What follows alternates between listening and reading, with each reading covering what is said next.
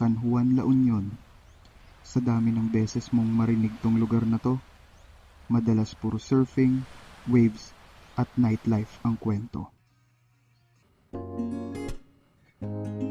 Pero sa trip na to, gusto naming ipakita yung ibang side ng LU. Simbahan, hanggang sa tahimik na tanawin ng Baluarte Watchtower, sa mga daang puno ng puno, hanggang sa malinaw na tubig ng Imuki Island. At sa dulo, chill lang, good food, good view, habang hinahabol yung araw sa kabsat. Ito ang chill side ng LU.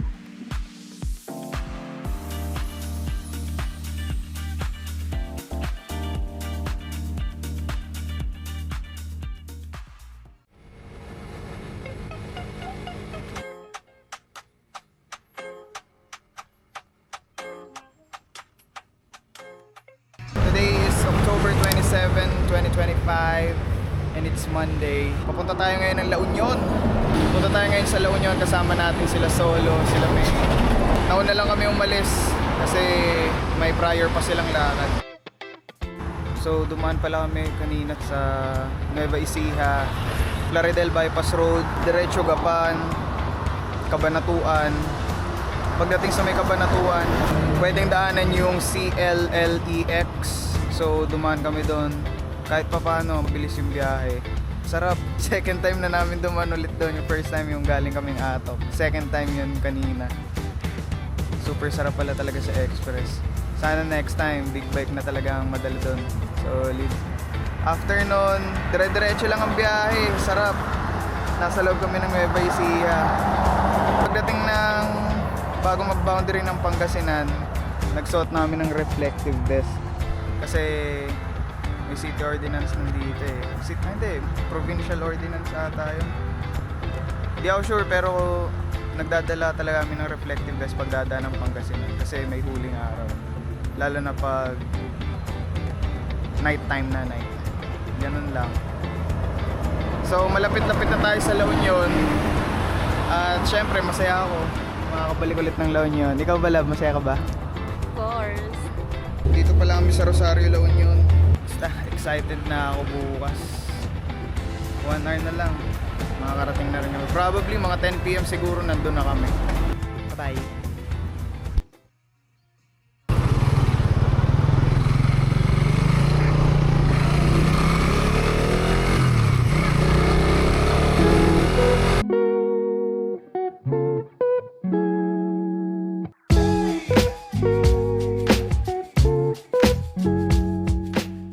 So, eto dito, papuntang Baguio.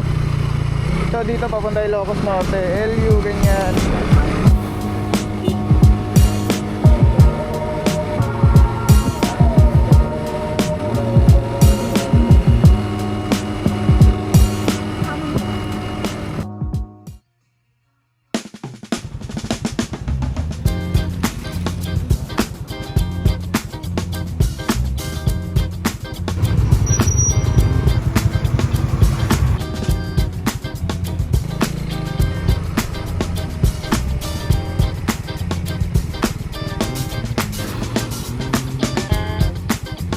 Finally!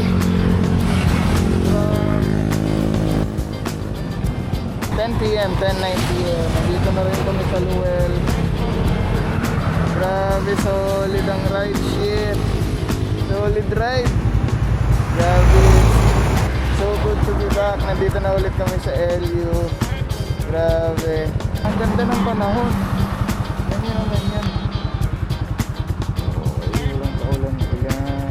Kamusta, Love? Nandito na ulit tayo sa LU. Good, pero Worth it. Solid. Kukontakin na lang namin dito sa Sir Luel. Sabihin namin na arrive na kami. Ito yung caption. Dito kami nagstay nung nag-North Loop kami year 2023. Alright. Tayo na lang namin sa Solo. Probably nasa Cabanatuan na rin yun. Mga ilang oras na lang din at dadating na rin sila.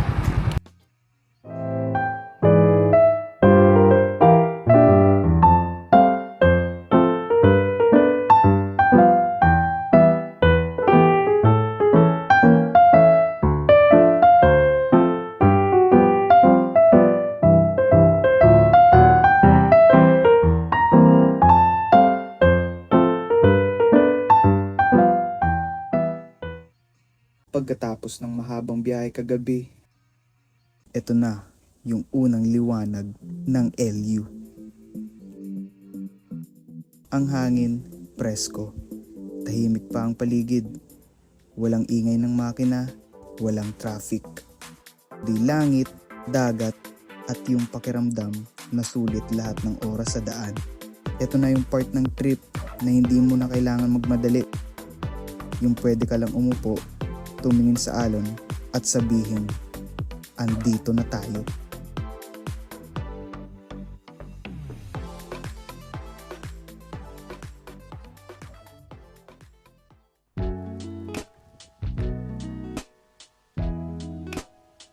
Good morning guys. Grabe. Sobrang solid. Napakasaya kasi nandito ulit kami sa La Union. Huling punta pa namin ay 2023 pa. Siyempre ito ang aking mga kasama. Siyempre si Eden. Pre. Yan sila. Lumabas kami kagabi ni Eden. Kumain kami sa ramen shop kasi yun na lang yung bukas. So ngayon papunta kami sa Baluarte Watchtower, yung man-made forest nila, sa Imuki Island. Magdadrive pa lang ngayon si Eden, siya magdadrive ng motor ngayon. Grabe, napakadumi ng motor. Silang dalawa magdadrive. Yes, girl power. Paano ba yan? List namin.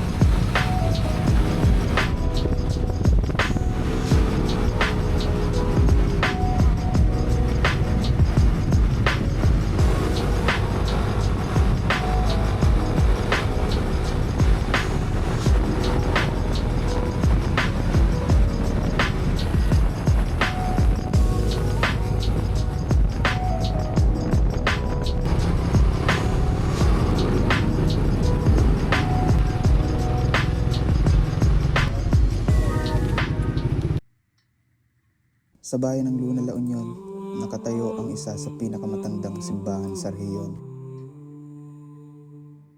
Ang parokya ni Santa Catalina de Alejandria, na mas kilala rin bilang dambana ng mahal na birhen ng Namakpakan. Itinayo noong 1690s, ang simbahang ito ay saksi sa mahabang kasaysayan ng pananampalataya ng mga Ilocano. Ito ang puso ng Luna, tahimik pero buhay na buhay sa kasaysayan.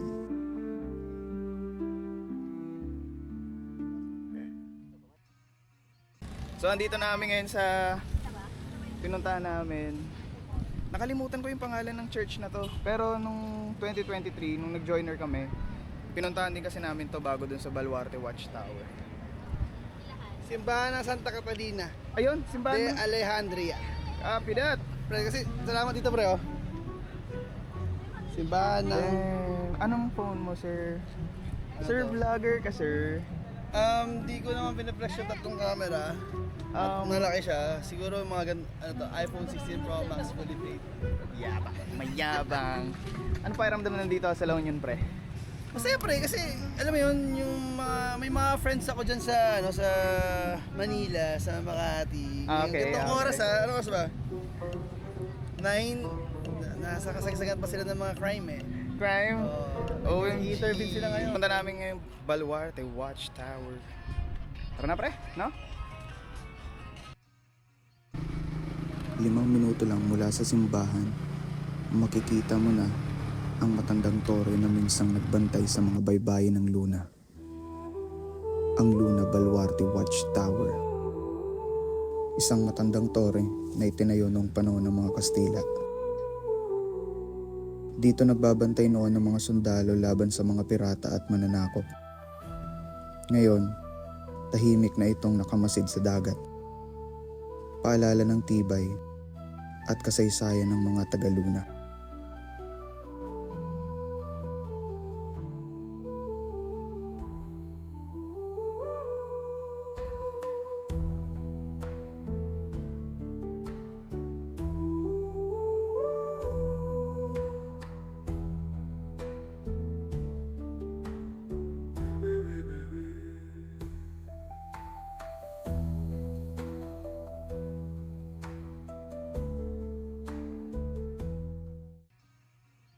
Okay, so nagbayad pala kami dito ng 20 pesos per head para may environmental fee sila. So magbabayad kayo doon.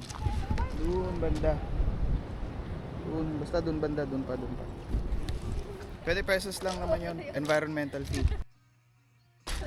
Tapos namin dito sa Baluarte Watchtower, pupunta namin ngayon sa man-made forest.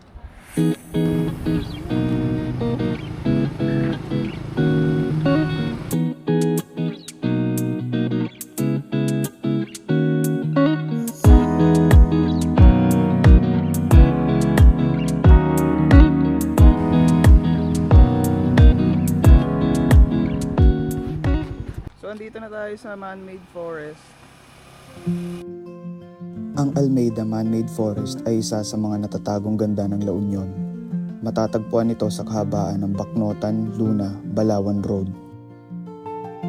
Dahil sa ganda at payapang tanawin, naging paboritong lugar ito ng mga turista at lokal na gustong maranasan ang simpleng aliw ng kalikasan.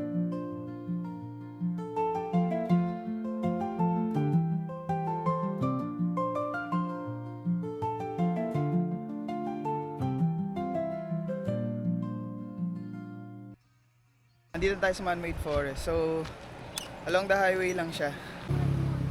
Mula sa malamig na lilim ng Almeida Forest, bumalik kami sa kalsada. Hangin ng dagat naman ang sumalubong. Ilang minuto lang, tanaw na namin ang malaparaisong tanawin ng Imuki Island sa bayan ng Balawan.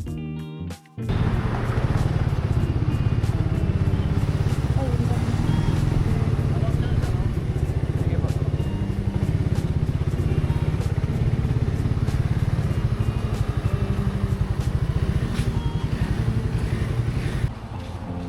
So andito tayo ngayon sa Imuki Island. So, mga mini lagoon siya. Ito may environmental fee pala sila rito. 30 pesos senior, 50 pesos regular rate. Pag 9 years old below, free.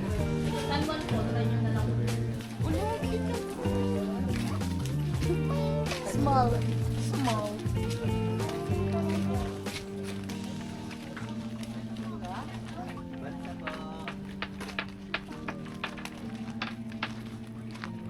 Ang Imuki Island ay isa sa mga natural na yaman ng La Union. Tatlong maliliit na lagoon ang bumubuo rito na napapalibutan ng corals at malinaw na tubig dagat. Dito, simple lang ang kailangan mo. Konting araw, konting alon, at sandaling katahimikan. Isang paalala na minsan, ang tunay na ganda ng biyahe ay nasa mga tahimik na sulok ng kalikasan. Sulit 50 dito.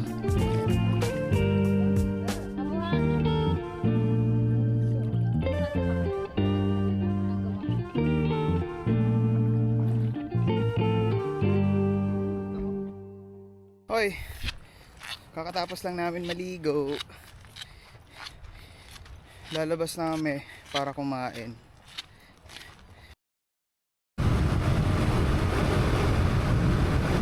Dito na lang kami kakain. Sorry, Ron. Dalawa rin pong yempo. Yung size nila, Yung sir. size. Ay, pinakamalaki na pa yun. Ha? 140 Tapos to. ito sa pork, sir, 180 po isa. Kasi malalaki at makatapat. Okay po.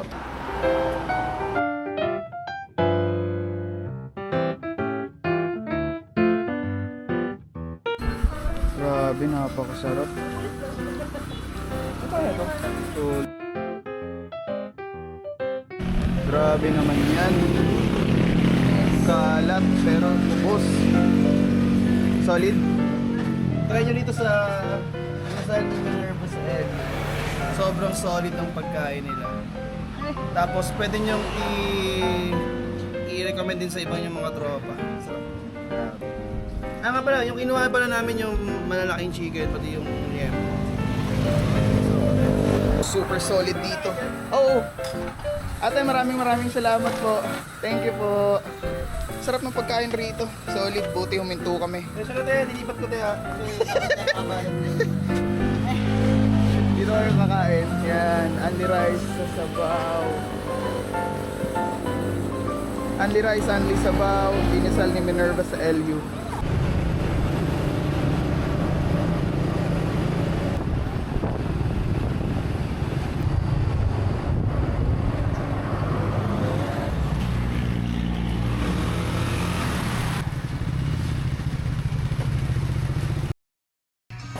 Na. Pupunta kami ngayon sa Kabsat. Try namin dun yung mga drinks nila, tsaka yung pagkain nila. 700 meters lang naman daw ang layo nandito. After nun, sa Tao Beach Club naman kami para maghintay ng sunset. Pagkatapos ang isang buong araw na paggagala, dito muna kami. Good food at good view. Ganitong vibes ang hanap namin. Walang pressure, chill lang. Ito ang LU, the chill side, where adventure, flavor, and stories meet. Hanggang sa susunod na biyahe, explore, eat, repeat.